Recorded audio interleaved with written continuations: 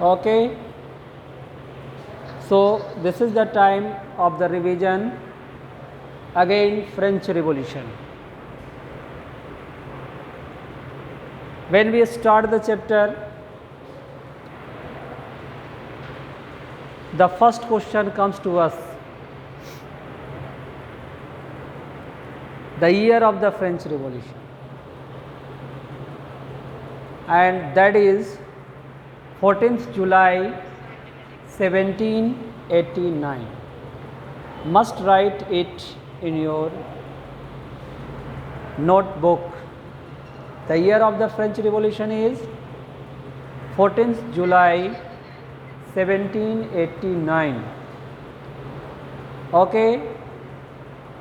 Then second important point is there, name of the king of France during the French Revolution. Okay, write down who was the king of France during French Revolution. It was Louis XVI. The king of France was known as Louis. France के राजा को Louis कहा जाता था और उस समय France का शासक कौन था? वो था Louis 16. Okay, and dynasty was there. Dynasty जैसे इंडिया में मुगल डायनेस्टी, गुप्ता डायनेस्टी है ना, वैसे ही वहाँ भी एक डायनेस्टी चल रही थी और उस डायनेस्टी का नाम है बर्बन डायनेस्टी. कौन सी dynasty? Bourbon dynasty. I am highlighting the all important points only because time and again I have explained this chapter. Okay, so it was Bourbon dynasty.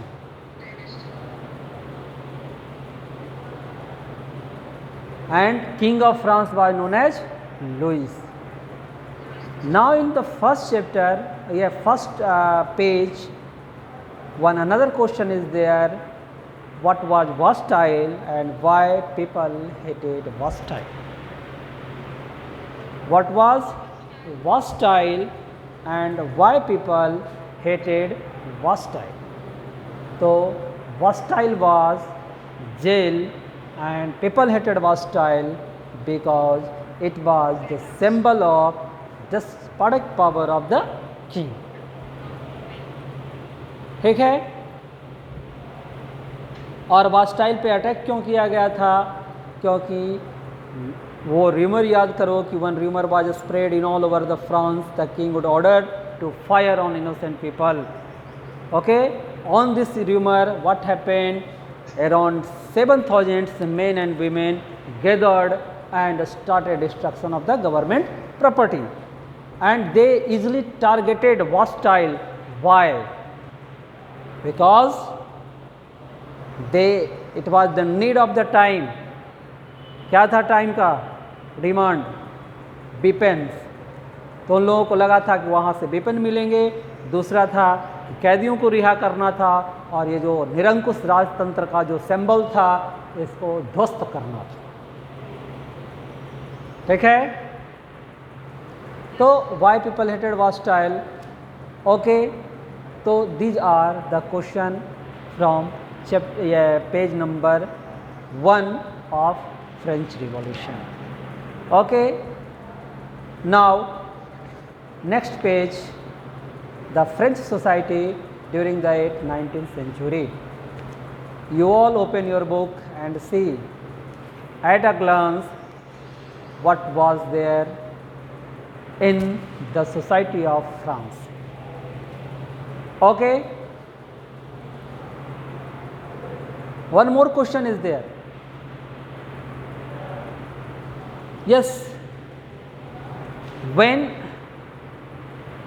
the king of France was known as Louis, so before there Louis 16 was there, 15 was there. Before 16 it was 15. So Louis 16 ascended to the throne in 1774. Must keep it, 74. Okay, Louis 16 कब गद्दी पे बैठा?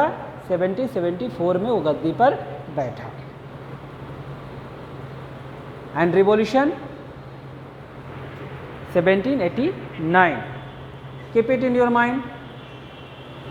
Okay, then another question is there, name of the wife of Louis 16। Yes, Marie Antoinette.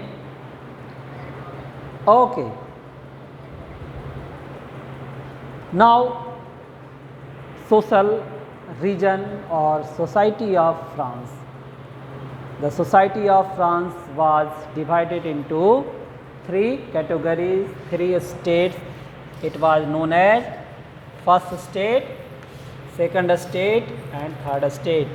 First, second and third. There was the society of France was divided into 3 states. It was first state, second state and third state. What was state? जैसे India में वर्णा व्यवस्था था, वर्णा system था, 4 वर्णों में भारत का समाज बटा हुआ था, उसी प्रकार फ्रांस का समाज 3 भागों में बटा हुआ था। How many part? 3 parts. That was known as state, first state, second state and third state. Again question is there, who was there in first state and second state? Then clergy in the first and in the second it was nobilities. Clergy and nobilities जो थे वो first and second में थे। Remain people were there in the third state, either big businessmen, peasants, small peasants, workers, labor, all were there in third state. And the condition of first and second state was very good, while the condition of third state was very miserable. On the one hand, they were enjoying all the privileges, ऐसो आराम की जिंदगी जी रहे थे। On the other hand, the common people were suffering in the society. सारी सुविधाएं first and second state को दी गई थी, थर्ड स्टेट बेचारा सफ़र कर रहा था। Okay, and this inequality in the society was the reason behind the dissatisfaction in France. Okay, here under the economic cause or in social cause, जो भी हो ये भी हम लोग को जान लेना चाहिए कि first and second state they had not to pay the taxes, while all the taxes were imposed on third state. First और सेकंड स्टेट को तो कोई टैक्स देना नहीं था और थर्ड स्टेट पे सारे टैक्स इम्पोज कर दिए गए थे। ठीक है, now another reason of the French revolution, part by part अगर समझेंगे तो ये जो टॉपिक है French society during the late 18th century, इसमें आपको अबाउट द सोसाइटी पढ़ना है और यहीं से एक कारण निकालेंगे, causes, and that is social causes of the French revolution. Question में भी explain the condition of society of France during the French revolution और what were the social causes और social reason for the French revolution. जो भी हो answer आपके इसी page में है, आप एक बार इसको देख लोगे। ठीक है, one more point that I taught and you can see here in page number 4 कि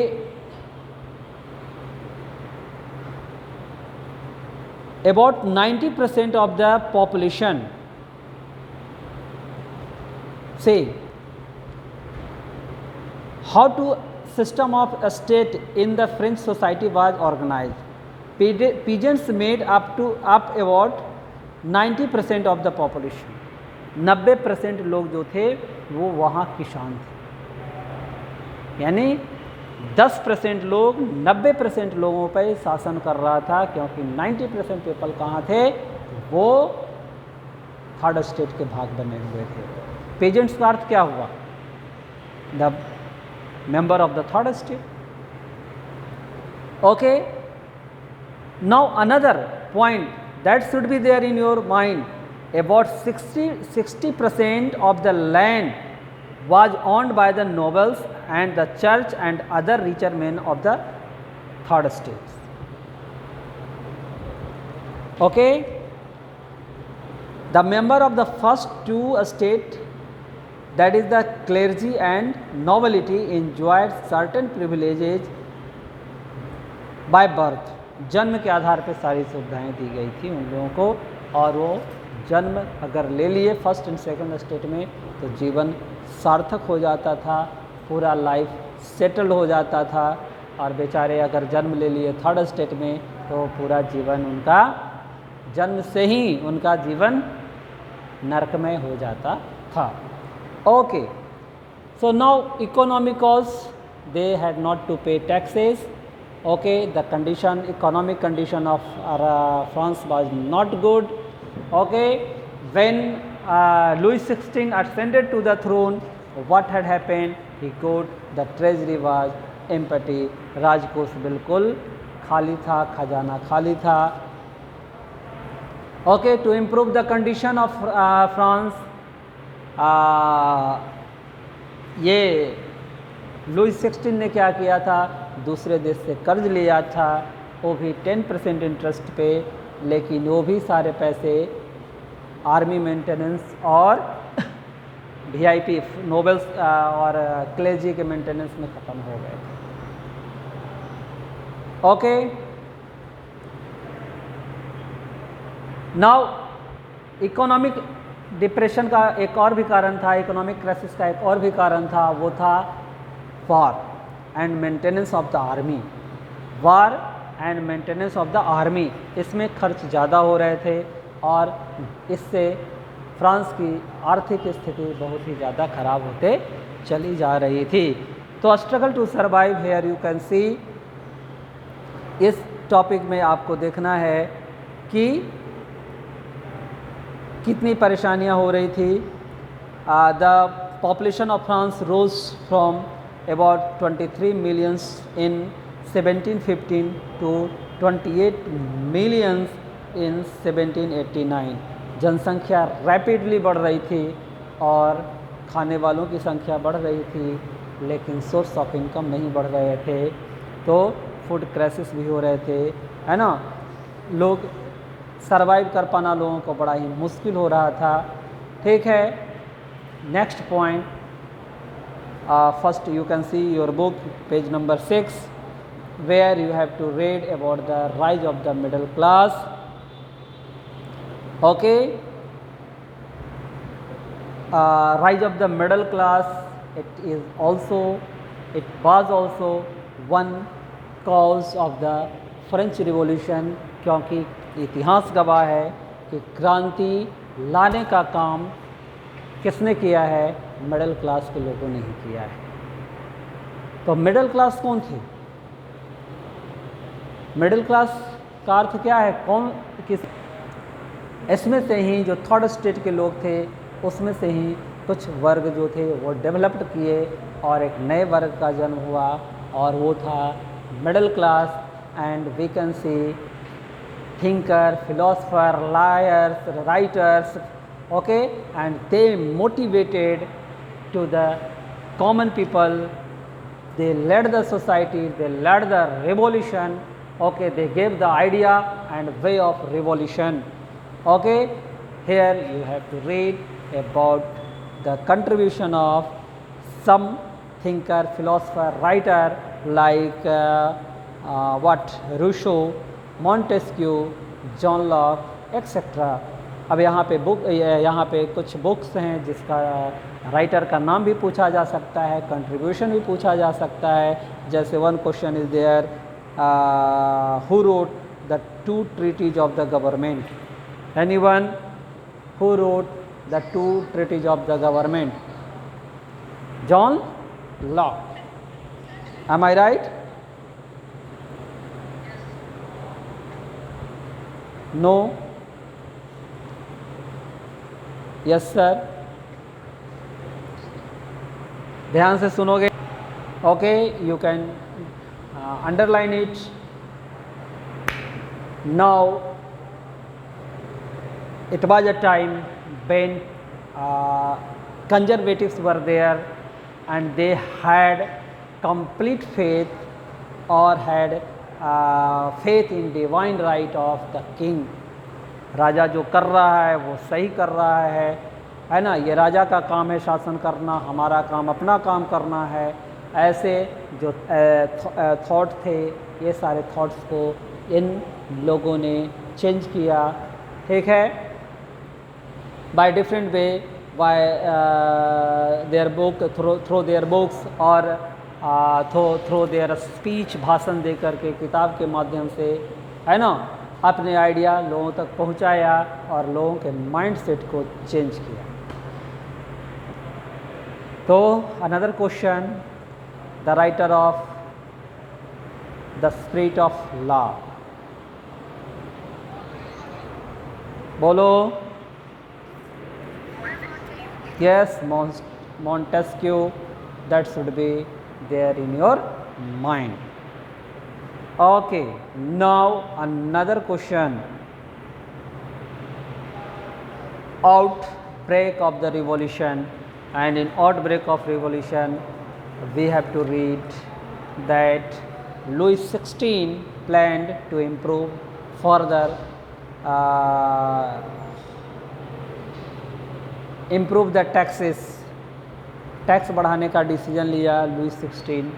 और जब टैक्स बढ़ाने का डिसीजन लिया तो टैक्स बढ़ाने का क्या सिस्टम होता था, टैक्स कैसे बढ़ते थे, हम इसके बारे में जाने। और यहाँ पे क्वेश्चन आता है, what was state general? Okay, state general and what was national assembly. State general क्या था और नेशनल असेंबली क्या था, इसको यहाँ पे हम लोग समझेंगे। Anyone, what was state general? Write down some important question. What was state general? And another question is there, importance of National Assembly, and next question is there, what was the importance of tennis court?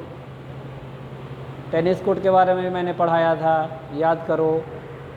State general याद है?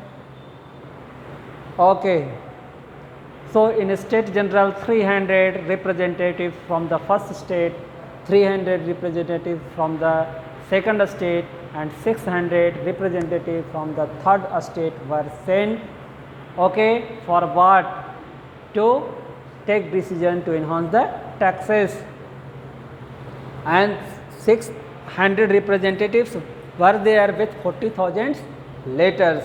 उनके साथ 40,000 letters भी थे और उसमें लिखा गया था कि टैक्स इन्हांस नहीं होना चाहिए। But what was the system? Yes, decision was taken according to the majority of the state, not majority of the population, or one person one vote one value. Okay, decision लिया जाता था according to the majority of the states, but इस बार कौन थे? इस बार जो lead कर रहे थे वो थे मिडिल क्लास के लोग, उसमें थिंकर, फिलोसफर, राइटर थे।